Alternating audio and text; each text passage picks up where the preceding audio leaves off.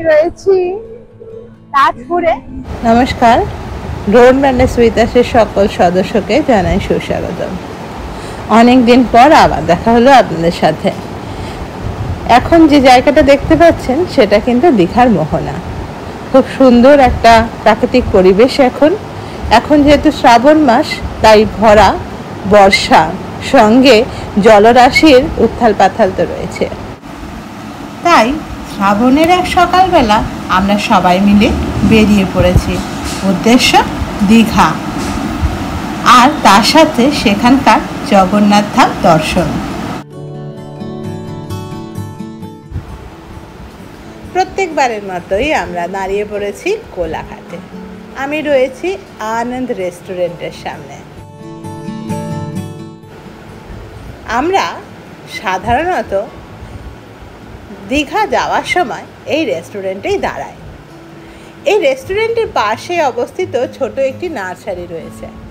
এই নার্সারিটি আমাকে বারবার এই রেস্টুরেন্টে আসতে বাধ্য করে, কারণ গাছপালাদের সঙ্গে আমার বিশেষ প্রেম আছে।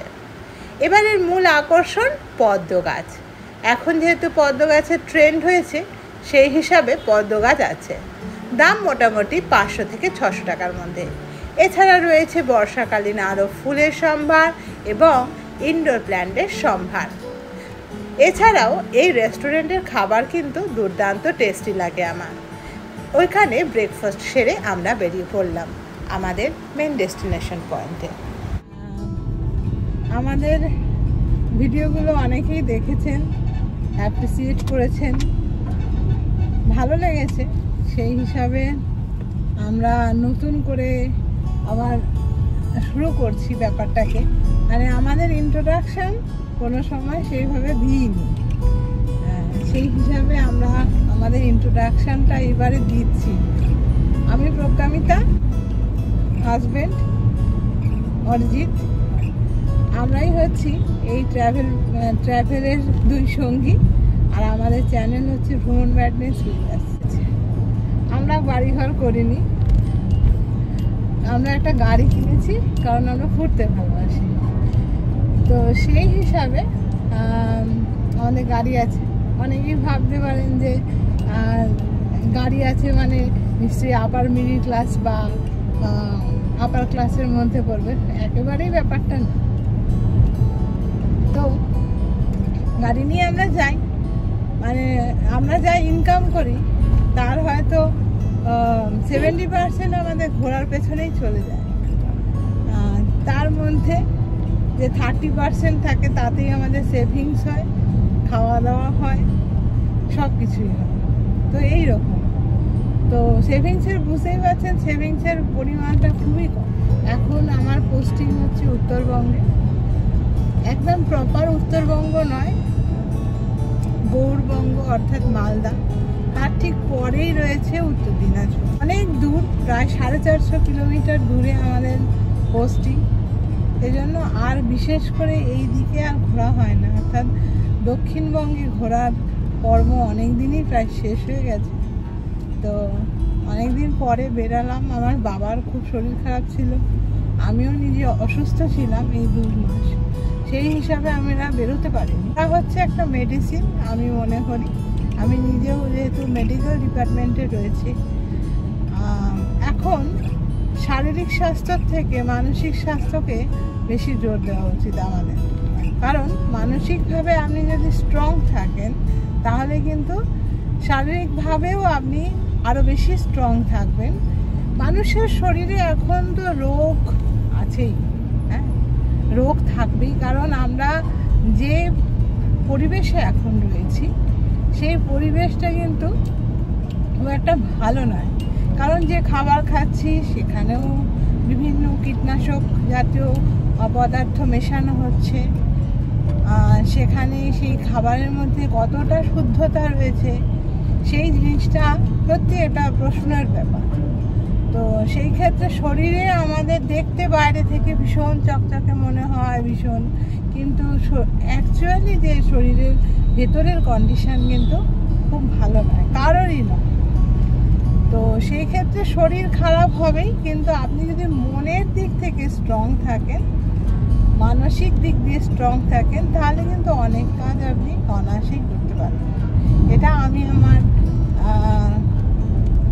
চিকিৎসা বিজ্ঞান থেকেই বলছি, আমার নিজস্ব সাবজেক্ট। এইটুকুই। আজকে আমরা যাচ্ছি সেই পুরানো পূর্ব মেদিনীপুরে দীঘাতে। দীঘার যে নতুন একটা জগন্নাথ দেবের মন্দির তৈরি হয়েছে পুরীর জগন্নাথ ধামের আদলে, সেটাই দেখতে যাচ্ছি বাবা মাকে নিয়ে, সঙ্গে ভগবানের আশীর্বাদ নিতেও যাচ্ছি। কিছু বলো। বলতে হবে?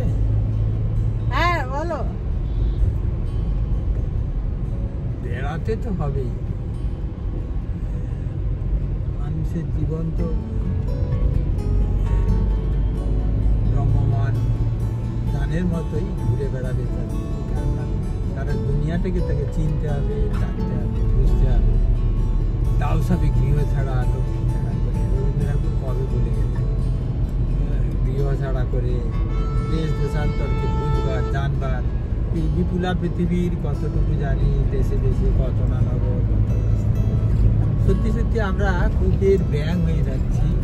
নিজের ঘর, নিজের বাড়ির বাইরে কতগুলো লোকই বা যাদের পয়সা আছে তারাও বেরোয় অনেক সময়, আবার যাদের নেই তারা তো বেরোতে পারে না, সেটা অন্য কারণ। কিন্তু পৃথিবীকে জানা, দেশ পৃথিবীকে ঘোরা, দেখা এবং সেখান থেকে কিছু শিখে তার এই সমাজের বুকেতে নতুন কিছু করবার তাগিদ থাকা দরকার। শুধু দেখলাম দেশটা বিদেশ, আমেরিকা গেল, লন্ডন গেলাম, চেকোস্লোভাকিয়া গেলাম, জার্মানি গেলাম, সুইডেন গেলাম, লোককে দেখাচ্ছে আমি জার্মানিতে এসেছি, দেখো কেমন সুন্দর।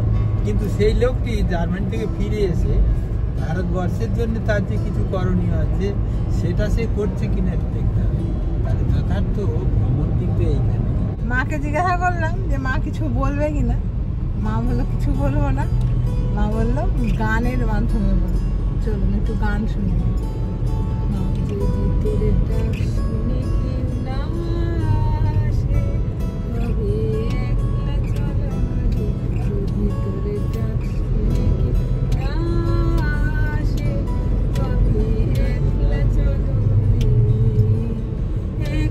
চলো একলা চলো, একলা চলো, একলা চলো, একলা চলো, একলা চলো, একলা চলো, একলা চলো রে। ডাক শুনে কেউ না আসে তবে একলা চলো রে। যদি কেউ কথা না কয় ওরে ওরে ও আমরা, কেউ কথা না কয়, যদি সবাই থাকে ফিরায় সবাই করে ভয়, যদি সবাই থাকে মুখ ফিরায় সবাই করে ভয়, তবে পরাণ খুলে তুই মুখ ফুটে তোর মনের কথা একলা বলো রে। তবে পরাণ খুলে তুই মুখ ফুটে তোর মনের কথা একলা বলো রে। যদি তোর ডাক শুনে কেউ না সে তবে একলা চলো রে। যদি তোর ডাক শুনে কেউ না আসে তবে একলা চলো রে।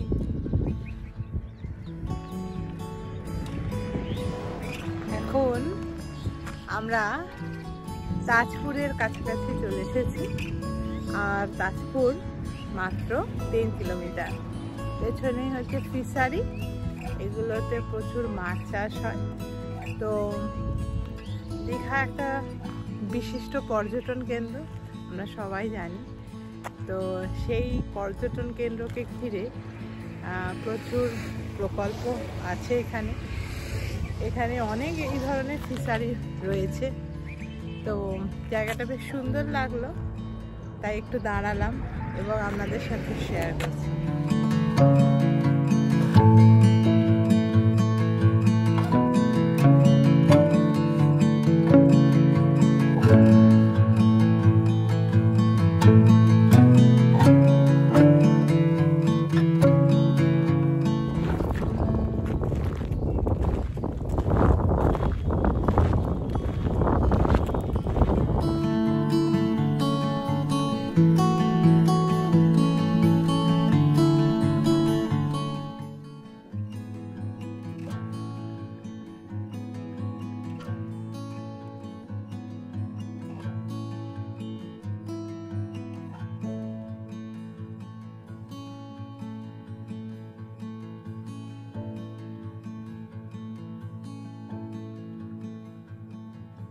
আমরা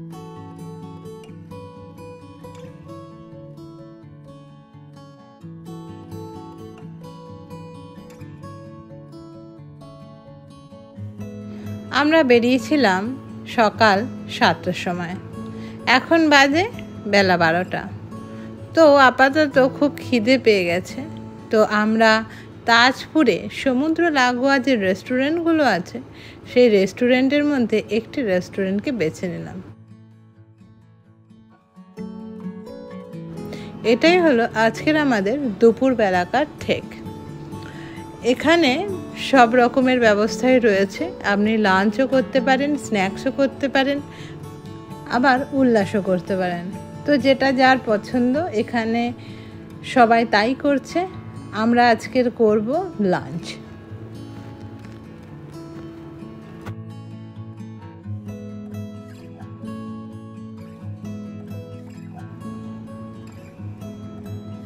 আমি আপাতত আরামকে দাঁড়ায় বসে আছি, বসে সামনে সমুদ্রের সৌন্দর্য উপভোগ করছি।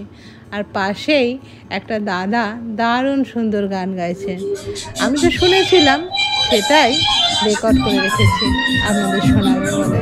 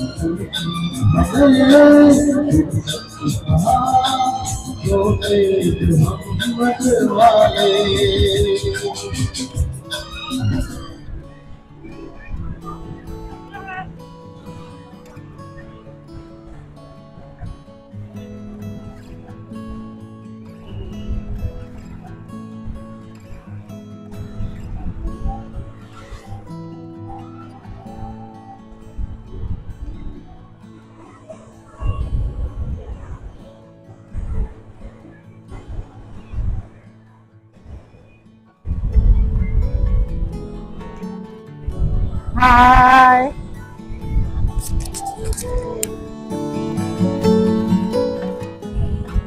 আমি এখন রয়েছি দীঘার তাজপুরে। এখন বাজে 3:45। বেশ ভালো সমুদ্রের জোয়ারটা রয়েছে, একদম পায়ের কাছেই সমুদ্রের ঢেউ চলে আসছে। আর এখানে বেশ সুন্দর, এখন পরিবেশটা অসাধারণ, দুর্দান্ত। শ্রাবণ মাস এখন, তাই সমুদ্রের জলেরও প্রচুর উত্তাল পাতাল রয়েছে, জলরাশি পরিপূর্ণ। আর প্রচুর বিদেশিনী, বিদেশের লোকজন এসছে, দেখতেই পাচ্ছেন। পুরো ওই সি বিচটা পুরো ভরপুর, জমজমাট হয়ে আছে। দিকটা আমি আর আগে অনেকবার এসেছি, এবারেও এলাম। বেশ ভালো লাগে দুপুর বেলাটা। ওইখানে বিচের ধারে সব হোটেলগুলো রয়েছে, সেই হোটেলগুলোতে খাওয়া দাওয়া করতে বেশ ভালো লাগে। আমরা আজকে পেলাম ভাত, ডাল, আলু ভাজা, কাঁকড়ার ঝোল, আর ভেটকি মাছের ঝাল, আর হচ্ছে আমুদে মাছ ভাজা। এই দিয়ে আমরা লাঞ্চ সারলাম, সেরে একটু সমুদ্রের আশেপাশে ঘোরাফেরা করছি। বেশ দুর্দান্ত লাগছে, আপনারাও দেখুন কি সুন্দর এই দীঘার ঢেউটা।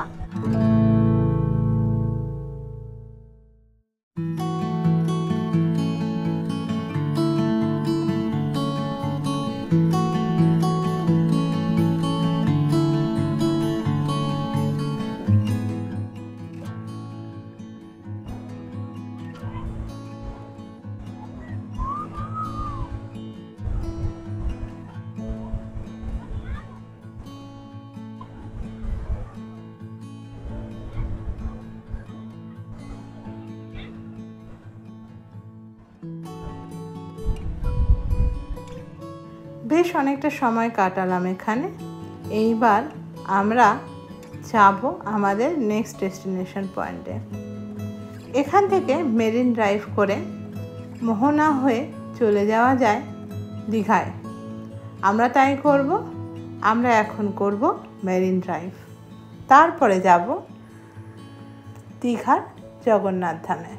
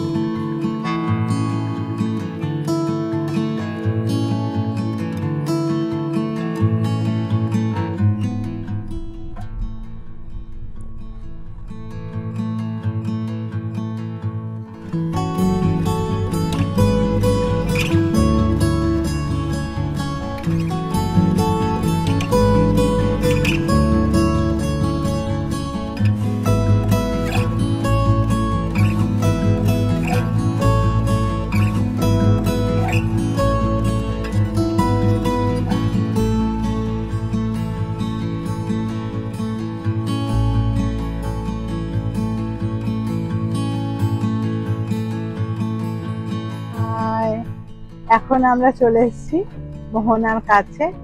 আমরা ছিলাম তাজপুরে, তো আমরা মেরিন ড্রাইভ করে চলে এসেছি দীঘার মোহনার কাছে। মোহনায় এবারে আর ঢুকবো না, আমরা চলে যাব দীঘার জগন্নাথ মন্দিরের কাছে।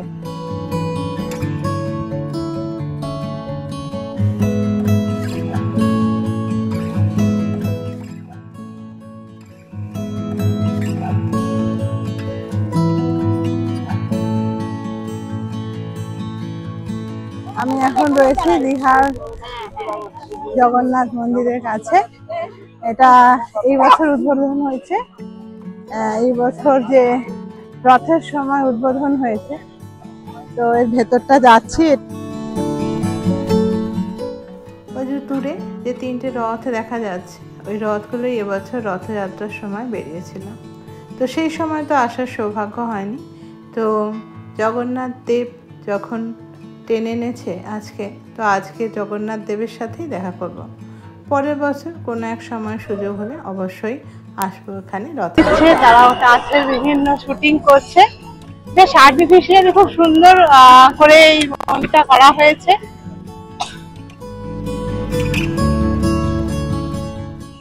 তবে যেটা বলা সেটা হচ্ছে উড়িষ্যার জগন্নাথ ধাম আলাদা, এটা তৈরি হয়েছে সেই আদলেই তৈরি হয়েছে। এটারও মাহাত্ম্য অবশ্যই আলাদা, খুব সুন্দরভাবে করা হয়েছে জগন্নাথ মন্দিরটাকে। তো সবাই এই মন্দিরে আসুন, পশ্চিমবঙ্গের একটা বিখ্যাত মন্দির এটা।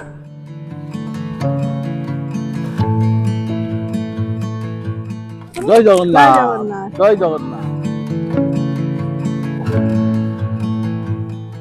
মেন মন্দিরের ভেতরে ফটো তোলা নিষিদ্ধ, তাই জগন্নাথ দেবকে দেখাতে পারলাম না।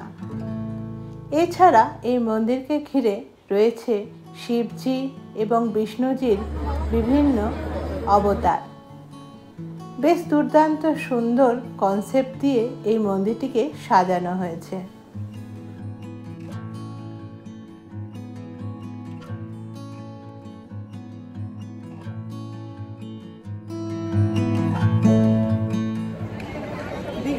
জগন্নাথের প্রসাদ নেওয়া হয়ে গেছে এখান থেকে।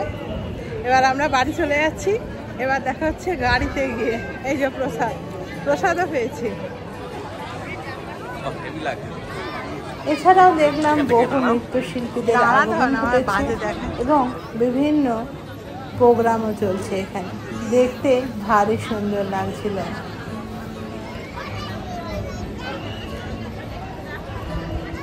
মন্দিরের ভিতর দেখলাম ছোট ছোট বাচ্চারা কোনো একটা প্রতিযোগিতায় অংশগ্রহণ করেছে। তার কিছু মুহূর্ত আপনাদের সামনে তুলে ধরলাম।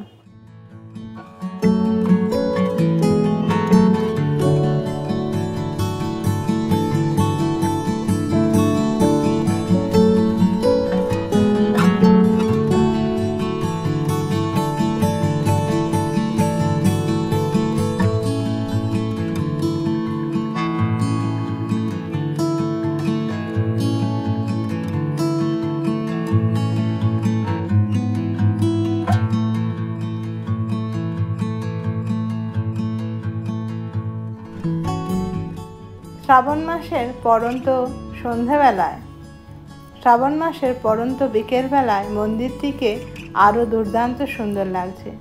শুনেছি সন্ধ্যাবেলায় নাকি আরও সুন্দর লাগে। আপাতত আজকের এখান থেকে বিদায় নিতে হবে, কারণ আমরা আজকের করছি একদিনের ট্যুর, অর্থাৎ আজকেই বাড়ি ফিরবো। তো বাড়ি ফেরার আগে আবার সমুদ্র দর্শন। চলে গেলাম উদয়পুরে।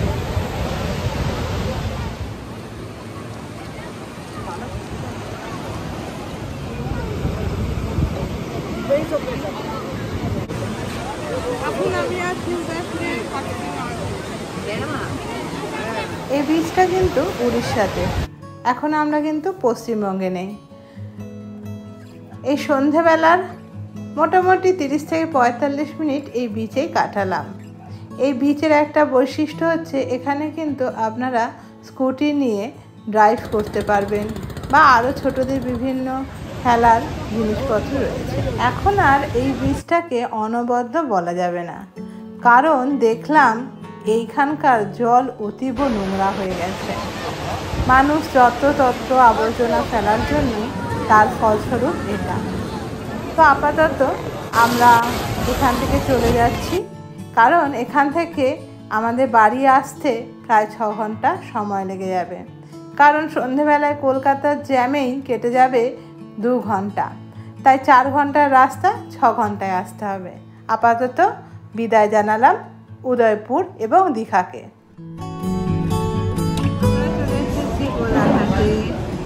আর কোলাঘাট মানে মোটামুটিভাবে আমাদের আজকের গল্প শেষের পথে। তো এখানে নিয়ে নেবো আজকের ডিনার।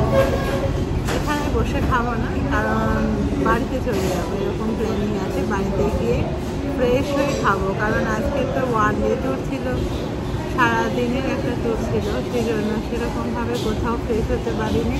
এই ডিনারটা নিয়ে নিচ্ছি। ডিনারটা নিয়ে বাড়ি গিয়ে ফ্রেশ হয়ে খেয়ে তারপর ঘুরবো। কি খাচ্ছ? কেন খাচ্ছ? এনার্জি দরকার, এনার্জি গাড়ি চালানো। আর কতক্ষণ লাগবে যেতে আমাদের? 2.5 ঘন্টা। আজকের পর্ব এখানে শেষ করছি। ভালো লাগলে অবশ্যই জানাবেন।